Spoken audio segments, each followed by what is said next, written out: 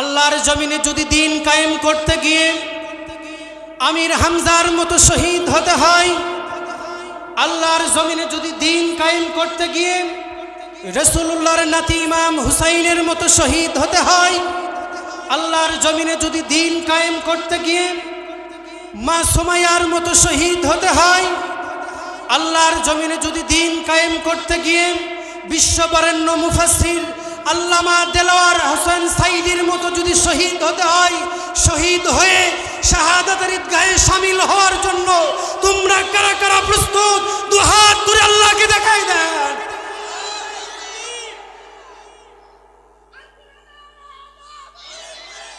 আল্লাহ রাব্বুল আলামিন বলেন, ও আমার পয়গম্বর,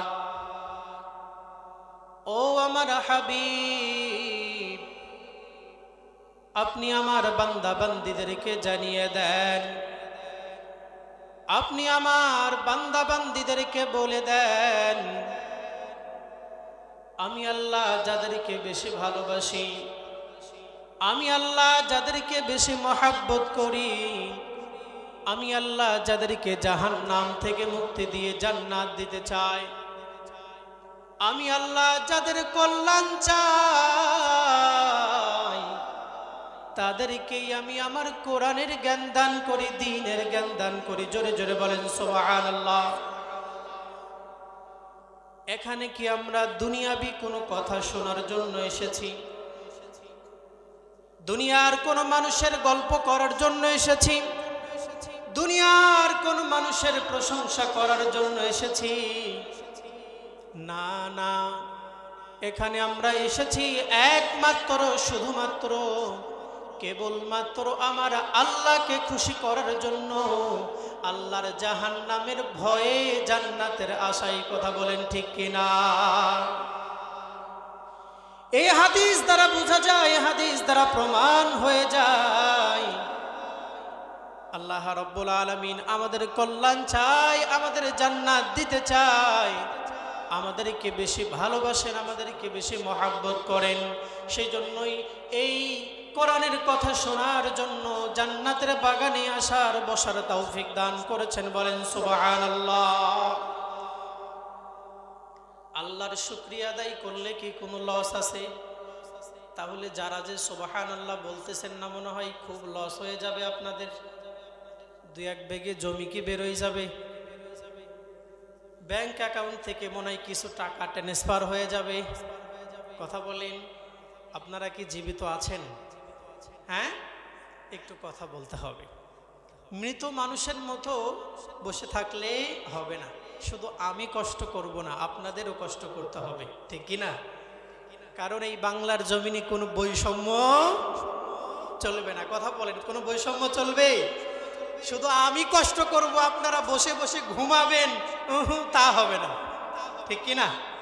তাহলে আপনাদের একটু কথা বলতে হবে। তাহলে সুবহানাল্লাহ আলহামদুলিল্লাহ বললে কি কোনো লস আছে? তাহলে মাঝে মাঝে একটু সুবহানাল্লাহ আলহামদুলিল্লাহ আল্লাহু আকবার একটু বলতে পারবো না ইনশাআল্লাহ? এই সুবহানাল্লাহ আলহামদুলিল্লাহ বললে কি লাভ? কেউ বলতে পারেন কি লাভ? হাদিসের মধ্যে এসেছে, কেউ যদি আল্লাহকে খুশি করার জন্য, কেউ যদি আল্লাহর রেজামন্দি হাসিলের জন্য একবার পরে সুবহানাল্লাহ ওয়ালহামদুলিল্লাহ ওয়ালা ইলাহা ইল্লাল্লাহ আল্লাহু আকবার একটা তাসবিহ পাঠ করেন, আল্লাহ রাব্বুল আলামিন তার উপরে এতটাই খুশি হয়ে যায়, আকাশ এবং জমিনের মধ্যে যতটুকু ফাঁকা জায়গা আছে সেই সমপরিমাণ সওয়াব আল্লাহ তার আমলনামায় দিয়ে দেন। বলেন সুবহানাল্লাহ।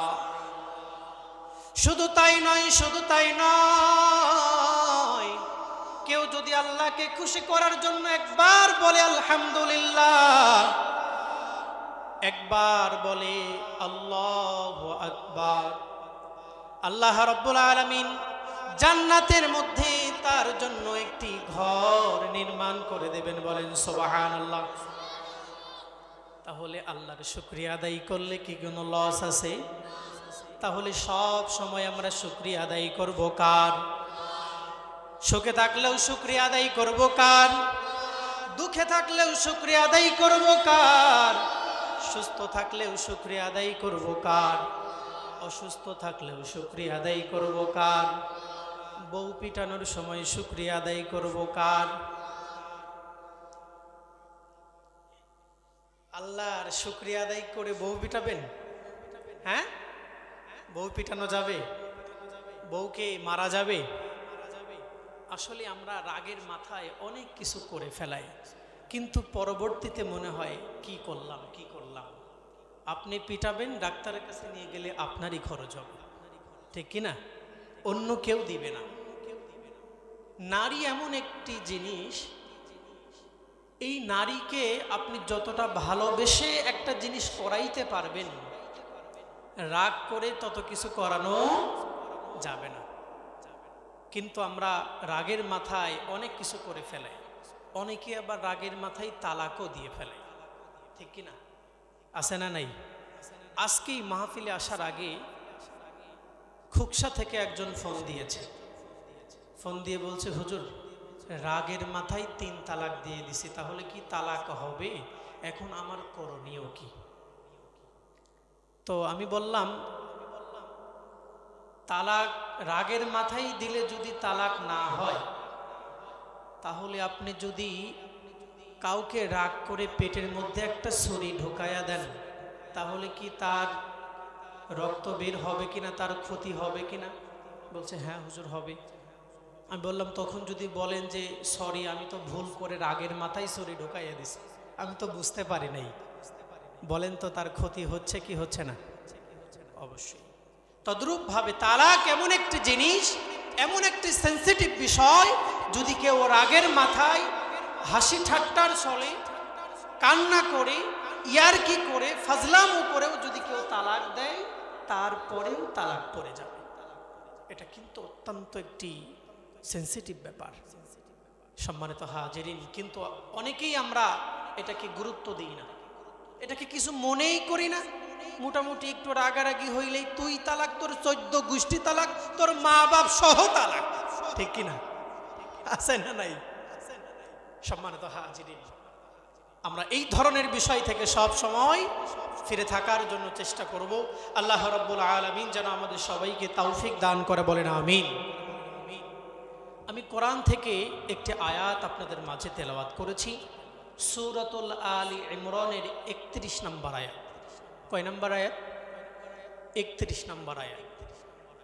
এবং অসংখ্য হাদিসের মধ্য থেকে একটি হাদিস আমি আপনাদের মাঝে পাঠ করেছি। আপনারা যদি আমাকে একটু সময় দিয়ে সহযোগিতা করেন, আমি অধম নাদান গুনাহগার আপনাদেরকে নিয়ে এই আয়াত এবং হাদিসকে সামনে রেখে কিছু কথা আপনাদেরকে শোনানোর জন্য চেষ্টা করব ইনশাআল্লাহ। একটু সময় দিবেন তো আপনারা? সময় আছে আপনাদের? ইনশাআল্লাহ আমরা একটু সময় দেওয়ার জন্য চেষ্টা করব। আল্লাহ তাআলা আমাদেরকে কবুল করে নিক, বলেন আমিন। আমরা আল্লাহর কাছে একটু সাহায্য চেয়ে নিই। আলোচনার যাওয়ার আগে আমি সংক্ষিপ্তভাবে আল্লাহর কাছে একটু দোয়া করে আমরা সাহায্য চেয়ে আমরা মূল আলোচনার দিকে চলে যাব ইনশাআল্লাহ। আমরা একটু সকলেই আল্লাহর দরবারে একটু হাত তুলি। আলহামদুলিল্লাহি রাব্বিল আলামিন। রব্বানা যালামনা আনফুসানা ওয়া ইল্লাম তাগফির লানা ওয়া তারহামনা। আল্লাহ তাআলা বলেন, ও আমার পয়গম্বর, ও আমার হাবিব, আপনি আপনার উম্মতদেরকে জানিয়ে দেন, আপনি আপনার উম্মতদেরকে বলে দেন, আপনার উম্মত যদি, আমার বান্দা বান্দি কেউ যদি আমাকে ভালোবাসতে চায়, কেউ যদি আমাকে মহব্বত করতে চায়, সে যেন আপনি রাসূলকে যেন অনুসরণ করে। কুল ইন কুনতুম তুহিব্বুনাল্লাহ, আমি আল্লাহকে যদি কেউ ভালোবাসতে চায়, আমি আল্লাহকে যদি কেউ মহব্বত করতে চায়, সে যেন আপনাকে অনুসরণ করে। কার অনুসরণ? আল্লাহর রাসূলের অনুসরণ করতে হবে। কার অনুসরণ বলেন? আল্লাহ রাসূলের অনুসরণ করার কথা আল্লাহ রাব্বুল আলামিন বললেন, আল্লাহ রাসূলের অনুসরণ করার অর্থ হলো আল্লাহ রাসূলকে মানা, তার সুন্নাতগুলো আঁকড়ে ধরা, কওলি সুন্নাত, ফি'লি সুন্নাত। আল্লাহ রাসূল সাল্লাল্লাহু আলাইহি ওয়াসাল্লাম যা কিছু করেছেন সেটাও আমাদেরকে মানতে হবে, যা করতে বলেছেন সেটাও আমাদেরকে মানতে হবে। আর এই আল্লাহ রাসূলের আনুগত্য, আল্লাহ রাসূলের অনুসরণ যদি আমরা করতে পারি, তাহলে আল্লাহ রাব্বুল আলামিন বলেন, আমি তোমাদেরকে 2টি পুরস্কার দান করব। কয়টি পুরস্কার? 2টি পুরস্কার আল্লাহ তাআলা আমাদেরকে দিতে চেয়েছেন। রাসূলকে যদি আমরা অনুসরণ করি, অনুকরণ করি, আল্লাহ রাব্বুল আলামিন আমাদেরকে 2টি পুরস্কার দিতে চেয়েছেন। জোরে বলেন কয়টি পুরস্কার? আরো জোরে বলেন কয়টি? 1 নম্বরে আল্লাহ রাব্বুল আলামিন বলেন, ইউহিব্বুকুমুল্লাহ, যদি কেউ আমার রাসূলের অনুসরণ করে, অনুকরণ করে, 1 নম্বরে আমি আল্লাহ তার ভালোবাসবো। বলেন সুবহানাল্লাহ। যে আমার রাসূলের অনুসরণ করবে, 1 নম্বর পুরস্কার হলো আল্লাহ রাব্বুল আলামিন আমাদেরকে ভালোবাসবেন।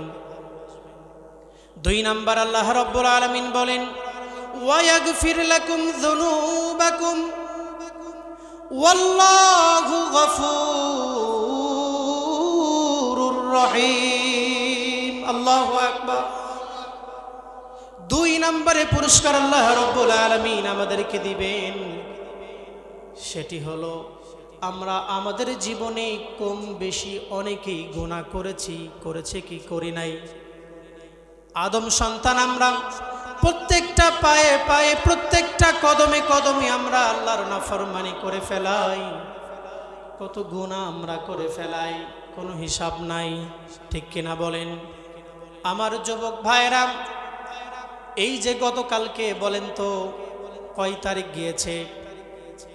হ্যাঁ, 14ই ফেব্রুয়ারি। কত তারিখ? 14ই ফেব্রুয়ারি। আমার যুবক ভাইরা, কত মানুষ, কত যুবক নারীর হাত ধরে পার্কের মধ্যে বসে একে অপরকে বলে আই লাভ ইউ, আরেকজন আবার বলে আই লাভ ইউ টু লুলুলু। আছে না নাই? সম্মানিত হাজিরিন, অভাব নাই, অভাব নাই। রাত্রে বাতিটা অফ করে, দরজা জানালা বন্ধ করে, কম্বল মুড়ি দিয়ে ফোনের মধ্যে গুনাহ করি, কেউ দেখে না। দেখে কে? আল্লাহ দেখে কি দেখেন না? পৃথিবীর এমন কোনো জায়গা নাই যেখানে আপনি লুকায়ে গুনাহ করবেন আল্লাহ দেখবেন, এমন কোনো জায়গা আছে? কোনো জায়গা নেই। আমি 14 তারিখে ভার্সিটিতে ছিলাম। বিকালবেলা বেরোনোর পরে গতকালকে আমার এক বন্ধু বলতেছে, বাড়ি হচ্ছে রাজশাহী। আমার এক বন্ধু বলতেছে, ভাই দেখছেন কি অবস্থা? সকলের সামনে ওপেন সকলের সামনে হাত ধরে প্রেম নিবেদন চলছে। নাউজুবিল্লাহ বলেন। আমাদের সমাজে আছে না নাই? সম্মানিত হাজিরিন, আপনি বাবা, আপনার সন্তান কোথায় যাইতেছে এটা দেখার দায়িত্ব আপনার আছে না নাই? আপনি ভাই, আপনার বোন কোথায় যায়, শুক্রবারে কোথায় যায়, আপনার একটু দেখার খোঁজ নেওয়ার দরকার আছে না? আমি তো মনে করি গতকালকে কিছু যুবক যুবতীদের জন্য খুব একটি ঝামেলার দিন গিয়েছে। একটু ভালোভাবে ভালোবাসা যে নিবেদন করবে সেটাও পারতেছে না। কেন পারতেছে না? একেতে শুক্রবার, জুমার দিন, আবার বিকালবেলা মোটামুটি ইবাদতের দিন, সবে বরাত। ঠিক কিনা বলেন? ওরা পড়ে গেছে মানকে চিপায়, বিশাল বড় ঝামেলা। সম্মানিত হাজিরিন, অবশ্যই অবশ্যই আমাদেরকে একটু খেয়াল করা দরকার। আমার আপনার ছেলে সন্তান কোথায় যায়, কি করে, একটু খোঁজ খবর নেওয়া দরকার। নয়তো আল্লাহর কাছে আপনার জবাবদিহিতা করতে হবে। অবশ্যই জবাবদিহিতা করতে হবে। কোনো সার নাই, কোনো সার নাই। আল্লাহর কাঠগড়ায় কিন্তু আপনাকে দাঁড়াইতেই হবে। সেই জন্য এখনো সময় আছে। আপনার ছেলে সন্তান কোথায় যায়, কার সাথে কথা বলে, কি করে, আপনার একটু তদারকি করার দরকার আছে। কথা বলেন ঠিক কিনা? যে কথা বলছিলাম, قل إن كنتم تحبون الله فاتبعوني يحببكم الله ويغفر لكم ذنوبكم والله غفور رحيم। আল্লাহ রাব্বুল আলামিন তার হাবিবকে অনুসরণ করার কথা বলেছেন। আল্লাহ রাসূলের অনুসরণ যদি আমরা করতে পারি, আল্লাহ রাব্বুল আলামিন আমাদেরকে পুরস্কার দিবেন কয়টি? একটু আগে বলেছিলাম, জোরে বলেন কয়টি? এক নম্বরে কি পুরস্কার? এক নম্বরে আল্লাহ রাব্বুল আলামিন ইউহিব্বুকুমুল্লাহ, আমাদেরকে ভালোবাসবেন। দুই নম্বর ওয়াগফির লাকুম যুনুবাকুম, আমরা জীবনে যত প্রকার গুনাহ করেছি কম বেশি সকলেই আমাদের জীবনের গুনাহ আছে না নাই? আল্লাহ রাব্বুল আলামিন দুই নম্বর পুরস্কার আমাদেরকে দিবেন। আমাদের জীবনের সমস্ত গুনাহ খাতা আল্লাহ রাব্বুল আলামিন মাফ করে দিবেন। জোরে জোরে বলেন সুবহানাল্লাহ। তাহলে আমার রাসূলকে ভালোবাসার দরকার আছে না নাই? শুধু তাই নয়, শুধু তাই নয়, আল্লাহ রাব্বুল আলামিন দিলেন দুইটা পুরস্কার। রাসূল সাল্লাল্লাহু আলাইহি ওয়াসাল্লাম বললেন, আমিও তোমাদেরকে একটি পুরস্কার দিব। বলেন সুবহানাল্লাহ। মান আহইয়া সুন্নতি ফাকাদ আহাব্বানি ওয়া মান আহাব্বানি কানা মাই ফিল জান্নাহ। আল্লাহ রাসূল সাল্লাল্লাহু আলাইহি ওয়াসাল্লাম বলেন, কেউ যদি আমার একটা সুন্নাতের প্রচলন ঘটাইতে পারে, আমার একটা সুন্নাত কেউ যদি সমাজের মধ্যে চালু করতে পারে। রাসূলের কত রকম সুন্নাত আছে। সালাম দেওয়া এটাও রাসূলের জন্য, রাসূলের একটি সুন্নাত, ঠিক কিনা বলেন? কিন্তু দুঃখজনক হলেও সত্য, আমরা একে অপরকে সালাম দিতে চাই না। সালাম যদিও বা দিই, এমন ভাবে সালাম দিই, সালাম দেওয়ার অর্থ হলো আপনার উপরে আল্লাহর রহমত বরকত বর্ষিত হোক, কিন্তু আমরা এমন ভাবে সালাম দিই যে অর্থ দ্বারায় আপনার উপরে আল্লাহর গজব বর্ষিত হোক। বলেন নাউজুবিল্লাহ। আমরা সালাম দিই আসসালামু আলাইকুম, আছে না নাই? অনেকেই বলি আসসালামু আলাইকুম, অনেকেই বলে সালাম আলাইকুম। এক একজন এক একটা বলে। আলিফ কোথায়, সিন কোথায়, কোনো ঠিক নাই। এই সালামটাও আমরা শুদ্ধ করে দিতে পারি না। ও কপার পোড়া মুসলমান, কখনো কি নিজের মধ্যে একটু চিন্তা হয় না? কখনো কি একটু ভাবনা অন্তরের মধ্যে আসে না? আমি একজন মুসলমান, নিজেকে ইমানদার বলে দাবি করি, নিজেকে মুসলমান বলে দাবি করি, এই সালামটা শুদ্ধ করে দিতে পারি না, আমি কেমন মুসলমান? ঠিক কিনা বলেন? কিছুদিন আগে আমাদেরই একজন এমপি সাহেব স্টেজে ওতে বক্তব্য দিতে গিয়ে বলতেছেন বিসমিল্লাহ রহিম, বিসমিল্লাহ রহিম। বিসমিল্লাহ যে শুদ্ধ করে বলবে সেটাও তার যোগ্যতা নাই। তাদেরকেই আমরা সামনে দিয়ে বলি, আমার নেতার চরিত্র ফুলের মতো পবিত্র, আছে না নাই? গাঞ্জা খাই, 3 ওয়াক্ত নামাজ পড়ে না, 1 ওয়াক্ত, ঠিক কিনা বলেন? তাদেরকেই আমরা নেতা মনে করি, তাদেরকেই নেতা বানাই। সম্মানিত হাজিরিন, নেতা নির্বাচন করা দরকার বুঝে শুনে। কাল কিয়ামতের মাঠে আপনি কার পিছনে দৌড়াইতেছেন এটাও কিন্তু আপনার কাল কিয়ামতের মাঠে বুঝে আসবে। মান তাশাব্বাহা বিকওমিন ফাহুয়া মিনহুম, যার সাথে যার মহাব্বত তার সাথে তার কিয়ামত, যার সাথে যার মহাব্বত তার সাথে তার কিয়ামত। সেজন্য আপনি কার পিছনে দৌড়াইতেছেন, কোথায় দৌড়াইতেছেন, কি করতেছেন, একটু চিন্তা ভাবনা করে আমাদের যাওয়া দরকার, ঠিক কিনা বলেন? আমাদের জন্য সালাম দেওয়াটা শুদ্ধ করে দেওয়াটা জরুরি, কিন্তু আমরা এই সালামটাও শুদ্ধ করে দিতে পারি না। শুধু তাই নয়, আমরা নামাজ পড়ি, এই নামাজের মধ্যেও যে সূরা কিরাত পড়ি, এটাও আমরা সূরা ফাতিহা অনেকেই শুদ্ধ করে বলতে পারি না। সূরা ইখলাস শুদ্ধ করে বলতে পারি না, এমনও মুসলমান আছে না নাই? এই ব্যাপারে আমার ইউটিউবে একটা আলোচনা আছে, আমি ওইদিকে যাইতেছি না, আপনারা সময় পালে এক সময় শুনে নিয়েন। তারপরও দুই একটা কথা না বললেই নয়। এই যে শুদ্ধ করে না পড়লে কি হয়, সওয়াবের পরিবর্তে কিভাবে গুনাহ হয় একটু খেয়াল করেন। কান লাগান, দিলের কান দিয়ে শোনেন। আমরা যে সূরা ফাতিহা পড়ি, আলহামদুলিল্লাহি রাব্বিল আলামিন, আলহামদুলিল্লাহি রাব্বিল আলামিন, এখানে আমি দেখতে পাচ্ছি অনেকেই মাদ্রাসার ছাত্র আছে। আরবি অক্ষর বলেন তো মোট কয়টি? 29টি অক্ষরের মধ্যে হা অক্ষর আছে কয়টি? 2টি। কয়টি আছে? একটা হলো লম্বা হা, গলায় শোষ করতে হয়, আরেকটা হলো গোল হা, বোয়াল মাছের হার মতো হা করে দিলে হয়ে যায়, কোনো ঝামেলা নাই। যারা কোরআন পড়েছেন আপনারা জানেন আলহামদুলিল্লাহি রাব্বিল আলামিন, এখানে লম্বা হা দিয়ে বলতে হবে। অর্থ সমস্ত প্রশংসা একমাত্র শুধুমাত্র কেবলমাত্র আল্লাহর জন্য। কার জন্য? কিন্তু আপনি যদি বলেন আলহামদুলিল্লাহি রাব্বিল আলামিন, গলায় চাপ না দিয়ে যদি আপনি বলেন আলহামদুলিল্লাহি রাব্বিল আলামিন, তাহলে অর্থ আসবে সমস্ত ময়লা যুক্ত নাপাকি নোংরা নেকড়া আল্লাহর জন্য। বলেন নাউজুবিল্লাহ। সামান্য ভুল করার কারণে অর্থ কোথা থেকে কোথায় চলে গিয়েছে একবার খেয়াল করেছেন?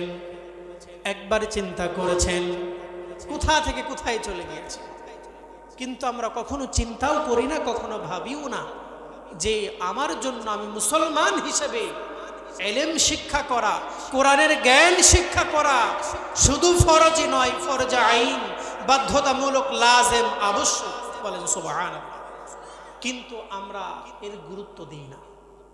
আমার ছেলে সন্তানকে আমি স্কুল কলেজ পড়ানোর জন্য, ইউনিভার্সিটিতে পড়ানোর জন্য যতটা গুরুত্ব দিই, যতটা খেয়াল করি, যতটা আমি এই ব্যাপারে সচেতন, আমার সন্তানকে কোরআন পড়ানোর জন্য, দ্বীন শেখানোর জন্য আমি সেই ব্যাপারে ততটা সচেতন নই। ঠিক কিনা বলেন? তাহলে যে কথা বলছিলাম, রাসূল সাল্লাল্লাহু আলাইহি ওয়াসাল্লাম বলেন আল্লাহ রাব্বুল আলামিন তো তোমাকে 2টি পুরস্কার দিবেই দিবে। পাশাপাশি আমি রাসূলও তোমাদের একটি পুরস্কারের ঘোষণা করলাম। মান আহইয়া সুন্নতি ফাকাদ আহাব্বানি, কেউ যদি আমার একটা সুন্নাত সমাজের মধ্যে প্রচলন ঘটায়, সমাজের মধ্যে চালু করে, তাহলে তাদের জন্য পুরস্কার হলো সে যেন আমি রাসূলকে মহব্বত করলো। আর আমি রাসূলকে যে মহব্বত করলো, কাল কিয়ামতের মাঠে এবং জান্নাতের মধ্যে সে আমি রাসূলের সাথে একই সাথে জান্নাতে থাকবে। বলেন সুবহানাল্লাহ। মান আহইয়া সুন্নতি ফাকাদ আহাব্বানি ওয়া মান আহাব্বানি কানা মাই ফিল জান্নাহ, আমি রাসূলের সাথে সে জান্নাতের মধ্যে একই সাথে থাকবে। বলেন সুবহানাল্লাহ। তাহলে আল্লাহ রাসূলের সুন্নাত প্রচলন ঘটাইতে আমরা রাজি আছি না নাই? হ্যাঁ? তাহলে দাড়ি আমাদের ছোট করতে হবে না বড় করতে হবে? হ্যাঁ? পোশাক রাসূলের সুন্নাত অনুযায়ী করতে হবে না ইহুদি খ্রিস্টানদের মতো পড়তে হবে? কার মতো? বিড়ি খাওয়া সুন্নাত না নফল? হ্যাঁ? রাসূলের সুন্নাত যদি আপনি মানতে চান, তাহলে রাসূলের সুন্নাতকে যদি আপনি আঁকড়ে ধরতে চান, তাহলে রাসূল যেটা আমাদেরকে করতে বলেছেন সেটা করতে হবে, যেটা ছাড়তে বলেছেন সেটা ছাড়তে হবে। রাসূল সাল্লাল্লাহু আলাইহি ওয়াসাল্লাম আমাদেরকে শুধু মিষ্টি খাওয়ার সুন্নাতের কথাই বলে নাই, রাষ্ট্রনায়ক হওয়া রাসূলের সুন্নাত। ঠিক কিনা বলেন? রাষ্ট্র পরিচালনা করে রাসূলের সুন্নাত আছে না নাই? রাসূল সাল্লাল্লাহু আলাইহি ওয়াসাল্লাম কি রাষ্ট্রপ্রধান ছিলেন কি ছিলেন না? জোরে বলেন। ভয় নেই, এলোমেলো কথা বলবো না ইনশাআল্লাহ, কোরআন ও হাদিস থেকে বলার চেষ্টা করব। রাসূল সাল্লাল্লাহু আলাইহি ওয়াসাল্লাম রাষ্ট্রপ্রধান ছিলেন, আবু বকর রাষ্ট্রপ্রধান ছিলেন, ওমর রাষ্ট্রপ্রধান ছিলেন, উসমান আলী দেশ পরিচালনা করেছেন, ঠিক কিনা বলেন? কিন্তু আমাদের সমাজের এক শ্রেণীর মানুষের এমন বক্তব্য, এক শ্রেণীর মানুষের এমন চিন্তাধারা, মোল্লারা শুধু মসজিদে জিকির করবে, নামাজ পড়াবে, আল্লাহ বিল্লাহ করবে, আর এই দিকে সব দায়িত্ব আমাদের। কেন? মোল্লারা এই দিকে যদি আসে তাহলে তো আমরা বড় বড় বোতল খাইতে পারবো না, কথা বলেন ঠিক কিনা? মোল্লারা যদি রাজনীতি করতে আসে তাহলে তো আমরা লুচ্ছামি, বদমাইশি, লম্পটগিরি করতে পারবো না, কথা বলেন ঠিক কিনা? মোল্লারা যদি রাজনীতির মধ্যে আসে তাহলে তো আমরা কখনো রডের বদলে বাঁশ দিতে পারবো না, কথা বলেন ঠিক কিনা? সেই জন্যই বারবার বলে মোল্লারা তো থাকবে মসজিদে, মোল্লারা তো থাকবে মাদ্রাসায়, তারা কেন রাজনীতি করতে আসে? আবার আমাদের বাংলাদেশের একজন নেতা আমাদেরকে বলল রাজনীতির সাথে কোরআনের নাকি কোনো সম্পর্ক নাই। বলেন নাউজুবিল্লাহ। রাজনীতির সাথে কোরআনের সম্পর্ক আছে না নাই? আল্লাহ রাব্বুল আলামিন বলেন আল্লাযীনা মাক্কান্নাহুম ফিল আরদ আকামুস সালাতা ওয়া আতাউয যাকাত ওয়া আমারু বিল মা'রুফি ওয়া নাহাউ আনিল মুনকার। আল্লাহ রাব্বুল আলামিন বললেন এই ভূপৃষ্ঠের মধ্যে, এই পৃথিবীর মধ্যে আমি যাদেরকে ক্ষমতা দান করব তারা যেন ক্ষমতা পাওয়ার পরে চারটি কাজ করে। কয়টি কাজ? জোরে বলেন কয়টি কাজ? আল্লাহ রাব্বুল আলামিন বললেন আমি এই ভূপৃষ্ঠের ক্ষমতা যাদেরকে দান করব, এটা আমি মোল্লার কথা না আল্লাহর কথা? আরো জোরে বলেন আমি মোল্লার কথা না আল্লাহর কথা? আল্লাহ রাব্বুল আলামিন বলেন তারা যেন ক্ষমতা পাওয়ার পরে চারটি কাজ করে। এক নম্বরে হলো সৎ কাজের আদেশ দিবে, দুই নম্বরে অসৎ কাজের নিষেধ করবে, নামাজ কায়েম করবে এবং যাকাত দেওয়ার ব্যাপারে সকলকে উদ্বুদ্ধ করবে। এই চারটি কাজ করার কথা বলেছেন কে? কিন্তু আমরা বলি শুধুমাত্র হুজুরেরা মসজিদ মাদ্রাসায় থাকবে, তারা রাজনীতির মধ্যে যেন না আসে, ঠিক কিনা বলেন? কিন্তু রাজনীতি করাও রাসূলের সুন্নাত, আছে না নাই? রাজনীতি করাও কিন্তু রাসূলের সুন্নাত। আমি দীপ্ত কণ্ঠে বলে দিতে চাই, যারা কোরআনের রাজনীতিকে নিষিদ্ধ করতে চায় এই বাংলার জমিনে তারাই নিষিদ্ধ হয়ে যাবে, ঠিক কিনা বলেন? আগামী দিনের সূর্য উদিত হবে, এটা যেমন সত্য, এই বাংলার জমিনে টুডে আর টুমোরে ইসলাম কায়েম হবে, এটাও তেমন সত্য। কোনো বাধা দিয়ে দিন কায়েমকে রুখতে পারবে না ইনশাআল্লাহ। আল্লাহর জমিনে যদি দিন কায়েম করতে গিয়ে আমির হামজার মতো শহীদ হতে হয়, আল্লাহর জমিনে যদি দিন কায়েম করতে গিয়ে রাসূলুল্লাহর নাতি ইমাম হুসাইনের মতো শহীদ হতে হয়, আল্লাহর জমিনে যদি দিন কায়েম করতে গিয়ে মা সুমাইয়ার মতো শহীদ হতে হয়, আল্লাহর জমিনে যদি দিন কায়েম করতে গিয়ে বিশ্ববরেণ্য মুফাসসির আল্লামা দেলোয়ার হোসেন সাইদির মতো যদি শহীদ হতে হয়, শহীদ হয়ে শাহাদাতের ঈদগাহে শামিল হওয়ার জন্য তোমরা কারা কারা প্রস্তুত? দুহাত তুলে আল্লাহকে দেখাই দেন।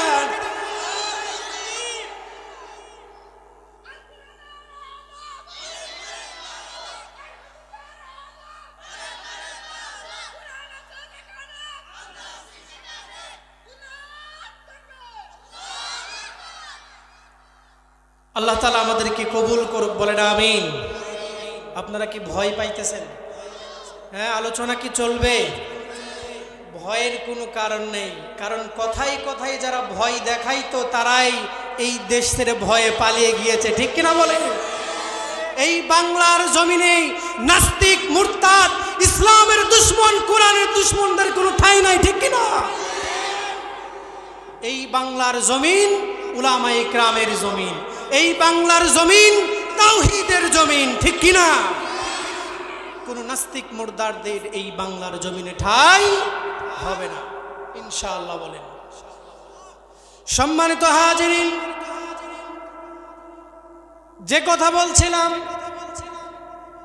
আল্লাহ রাসূল সাল্লাল্লাহু আলাইহি ওয়াসাল্লাম বলেন, সমাজের মধ্যে যারা আমার সুন্নাতের প্রচলন ঘটাইতে পারবে, আমার সুন্নাত চালু করতে পারবে, সে আমি রাসূলকে মহব্বত করলো, সে যেন আমি রাসূলকে ভালোবাসলো। আর আমি রাসূলকে যে ভালোবাসবে, কাল কিয়ামতের মাঠে সে আমি রাসূলের সাথেই জান্নাতে যাবে। বলেন সুবহানাল্লাহ। আসলে রাসূলের সুন্নাত আমরা মানতে চাই কি চাই না? আজ থেকে নিয়ত করব আর কখনো দাড়ি কাটবো না। বলেন ইনশাআল্লাহ। আজ থেকে নিয়ত করব আর কখনো মাথায় টুপি ছাড়া আমরা ঘুরবো না। বলেন ইনশাআল্লাহ।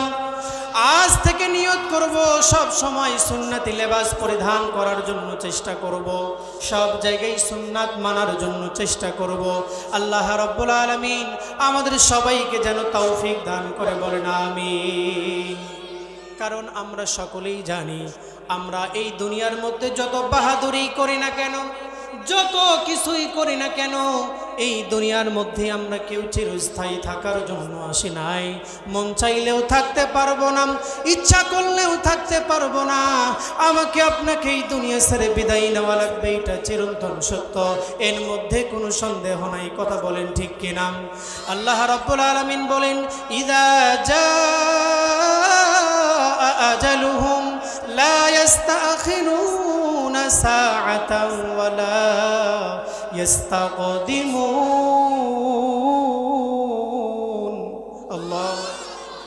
আল্লাহ তাআলা বলেন, ও আমার বান্দা বান্দিরা, তোমরা যদি মৃত্যুর হাত থেকে বাঁচার জন্য সাগরের তলদেশে গিয়েও যদি লুকাও, তোমরা যদি মৃত্যুর হাত থেকে বাঁচার জন্য লোহার প্রাচীরের মধ্যে গিয়েও যদি লুকাও, তোমরা যদি মৃত্যুর হাত থেকে বাঁচার জন্য কাচের ঘরের মধ্যে গিয়েও যদি লুকাও,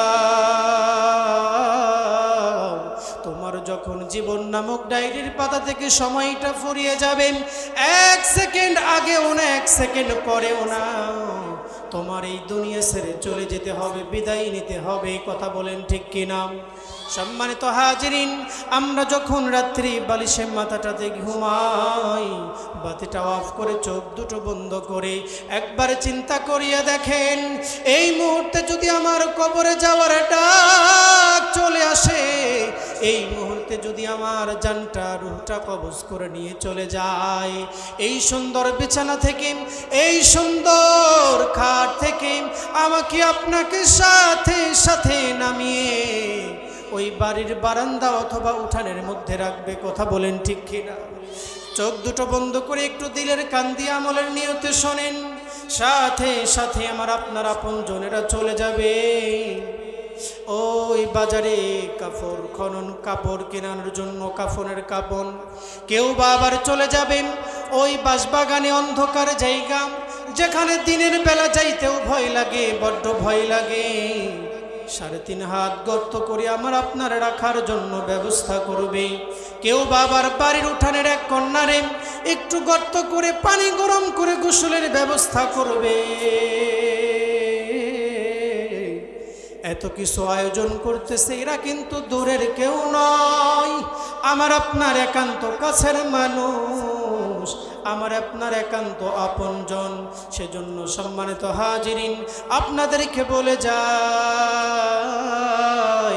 ও আমার বাবাজিরা, ও যুবক ভাই, ও পদ্মার আলোর আম্মা জানেরা, আজকে কার জন্য সকাল থেকে শুরু করে সন্ধ্যা পর্যন্ত মাথার ঘাম পায়ে ফেলে এত কষ্ট করো, এত দৌড়াও, এত দৌড়াও। তোমাকে নামাজের কথা বললে তুমি বলো আমার সময় নাই। তোমাকে যদি মাহফিলে যাওয়ার কথা বলা হয়, তুমি বলো আমার সময় নাই।